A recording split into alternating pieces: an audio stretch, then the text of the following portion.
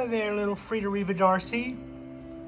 This is one Frida and one Patricia O'Connor here, and we have ourselves a cool 56-degree, in between little sprinkly showers kind of day.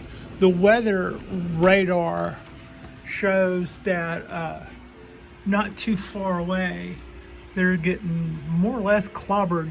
But those clouds that you see off in the distance are the edge of a big storm that would be moving from our left to our right. And all we get from it, while there's all the colors of the rainbow in that cloud mass when you look at the weather radar, a lot of red, a lot of yellow, but while that's going on, here, all we get are sprinkles. You can see the concrete down there is a mixture of dry and a little sprinkle. And nobody is at the pool. Well, I say nobody.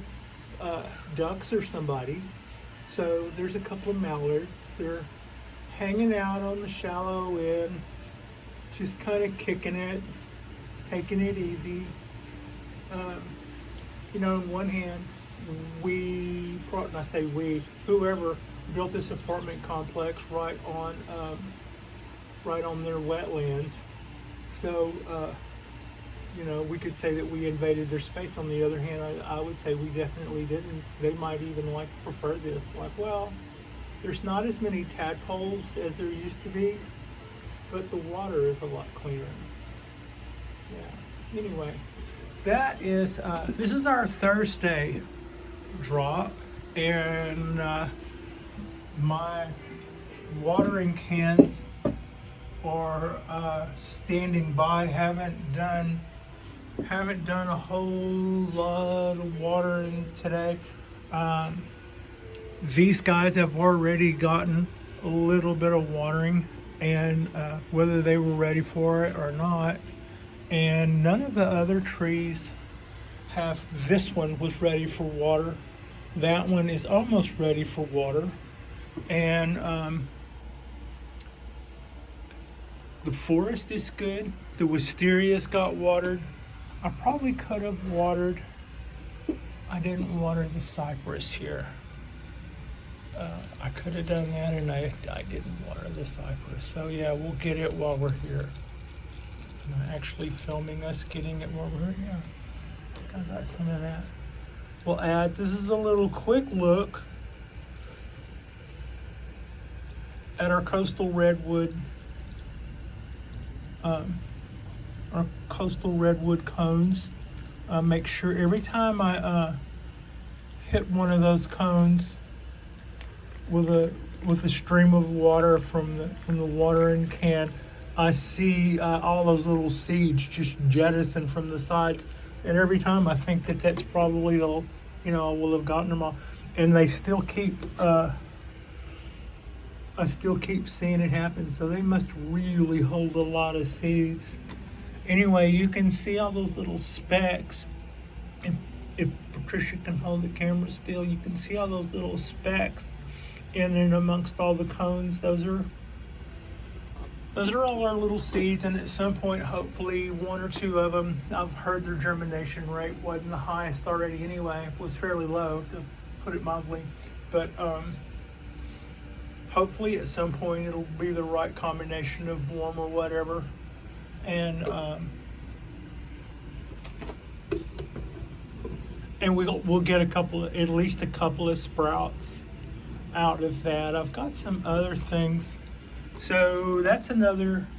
I just watered my bougainvillea. You can see that I'm going to get some pretty red vegetation out of it.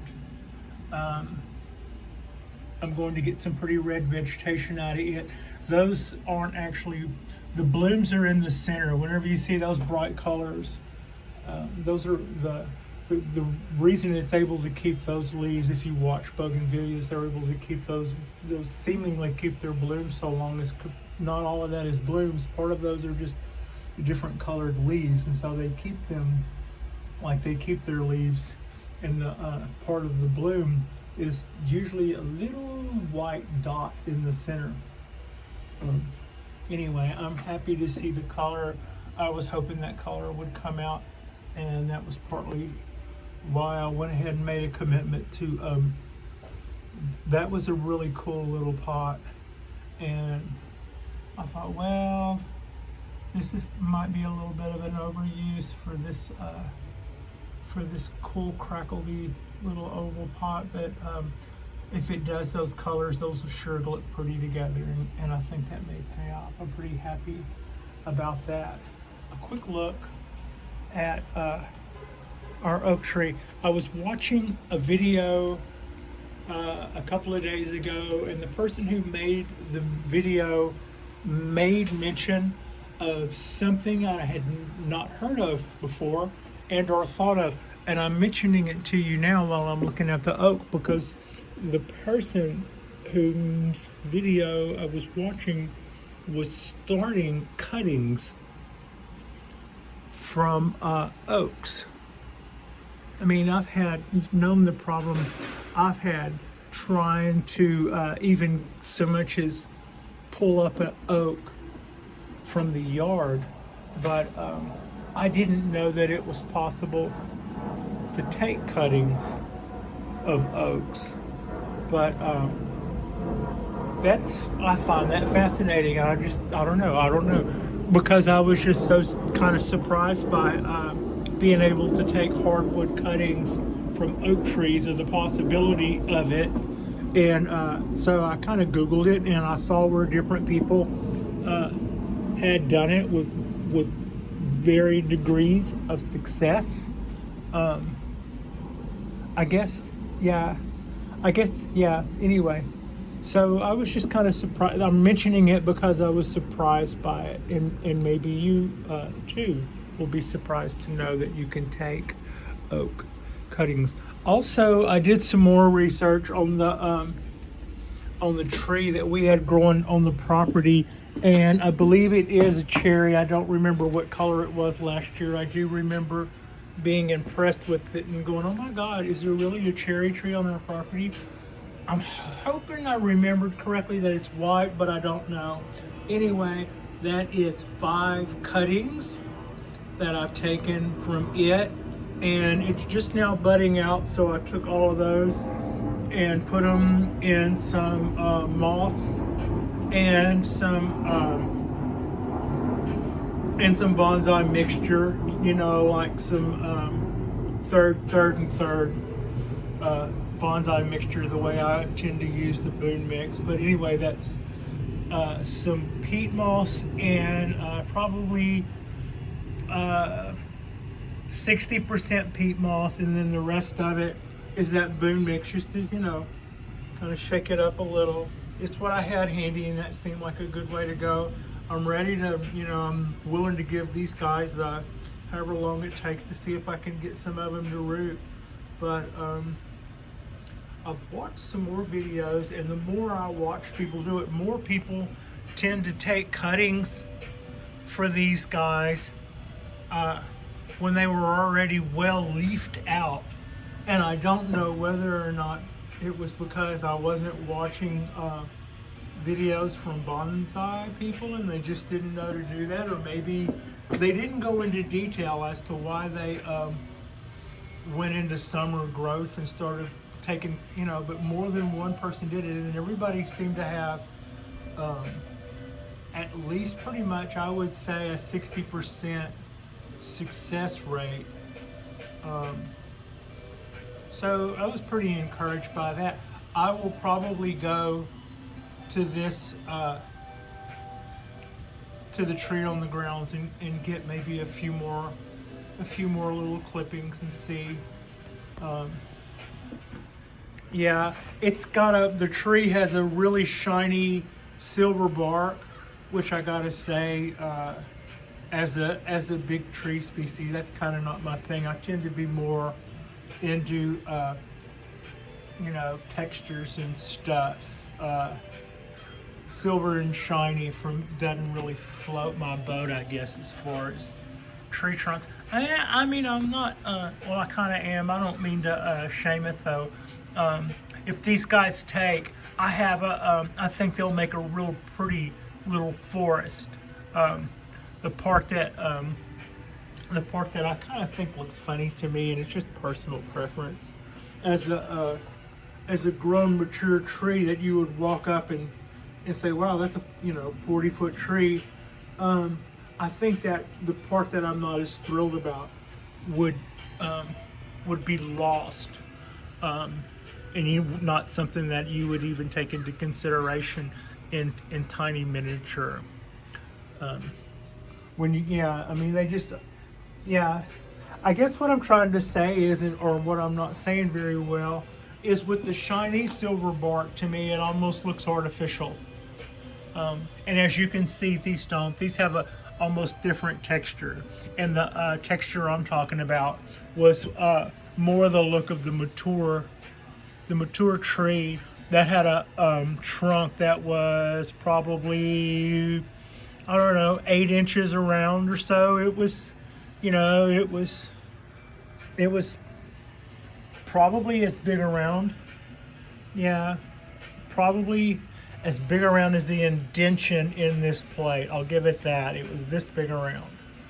So that would have had bark that would have been more reminiscent of what a mature cherry tree would look like. And then whenever I pulled them up on Google, I saw exactly the same thing. Probably could walk out and identify that tree a little closer by the photos, but we're just gonna wait and see what happens too. That's also, it is what it is, But these are 5 little cuttings that I took, and yes, I probably will go clip a few more. I also tend to cut flowers. We have some pretty flowers that grow on the grounds. Usually bird of paradise. I'll cut a couple of 2 or 3 bird of paradise and put them in a large vase. So here we go. Here's our cypress trees. How are those guys doing? They are still putting out. Today's weather, I don't think is going to do anything to discourage the notion that we're into spring. I mean, it looks like this and all, but it's still 56 degrees. That's almost 60, and that's exactly what you get in spring. So yeah, look at all the green stuff starting to pop out. Really good to see. I am enjoying that, and I am enjoying seeing all the stuff come out and start to bloom out. The wouldn't be a day without a little check-in on the cork bark oak. Again, really happy with all the buds that are coming out on that guy. So yeah, and the ponderosa seems to really be enjoying the weather.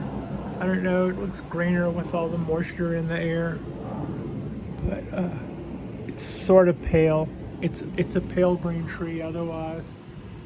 It's just their nature. What is that? Is that a loose? That's somebody else's needles. Maybe, I don't know. Anyway,